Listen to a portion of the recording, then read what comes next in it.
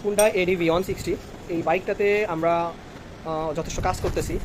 আমাদের কাছে মোটামুটি এই বাইকের অনেক কাজ হয়। তো ম্যাক্সিমাম কাজ যেটা বলি আপনাদেরকে সেটা হলো, এই গাড়ি যদি আপনি রেখে দেন বাসায়, অর্থাৎ 1 দিন থেকে 2 দিন রেখে দেন, রেখে দেওয়ার পরে আপনার ব্যাটারি পুরো ড্রেন হয়ে যায়। আপনি যদি দেখেন এই কাস্টমার এইখানে আপনার ব্যাটারির নাটটা অনেক উঁচু করে লাগানো আছে এবং এইখানে নাট অনেক উঁচু করে দেওয়া আছে। উনি করেন কি, আরেকটা ব্যাটারি দিয়ে এটাকে বাইপাস দিয়ে সকালে স্টার্ট করেন।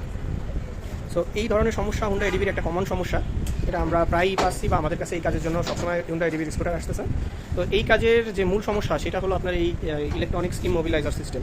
অর্থাৎ আমরা যদি এখানে যে ইমোবিলাইজারটা দেখি, আসলে এই মোবিলাইজারটা আপনার রাতের বেলা রিমোট কন্ট্রোলের জন্য অ্যাক্টিভ থাকে এবং সে পুরো ব্যাটারির টার্মিনালকে ড্রেন করে দেয়, মানে ব্যাটারিকে ড্রেন করে দেয়।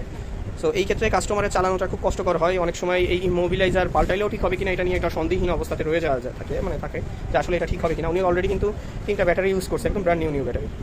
অ্যামারনের আছে, হ্যামকো আছে, এক্সাইড আছে, উনি 3 ধরনের ব্র্যান্ড নিয়ে দেখছে, সেম রেজাল্টই থাকে। তো আমরা যে কাজটা করতেছি এখন সেটা হলো, এই বাইকটাতে যে আপনার ওয়ারিং সিস্টেম আছে, এই ওয়ারিং সিস্টেম থেকে ইমোবিলাইজারে যে ভোল্টেজ ক্যারি করে ব্যাটারি থেকে, তাকে আমরা একটা সুইচিংয়ের মাধ্যমে সেট করে দেবো। অর্থাৎ সে একটা সুইচ করা থাকবে তাকে এইভাবে, সুইচ যখন অ্যাক্টিভ করা হবে তখন সে আপনার ইমোবিলাইজার কাজ করবে। অর্থাৎ রাতের বেলা যখন পার্কিংয়ে রাখা হবে বা দীর্ঘ সময়, তখন সুইচটা অফ করে দিলে ইমোবিলাইজার আর কাজ করবে না। ঠিক ওই সময়টাতে ব্যাটারি ড্রেনটা আর হবে না। ফলে সে সকালে যখন আসবে তখন আবার এই সুইচটা যখন অ্যাক্টিভ করে দিবে, ইমোবিলাইজার আবার কাজ করবে, সে গাড়ি সেলফ দিতে পারবে।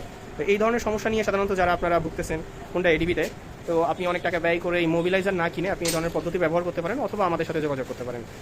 ধন্যবাদ সবাইকে।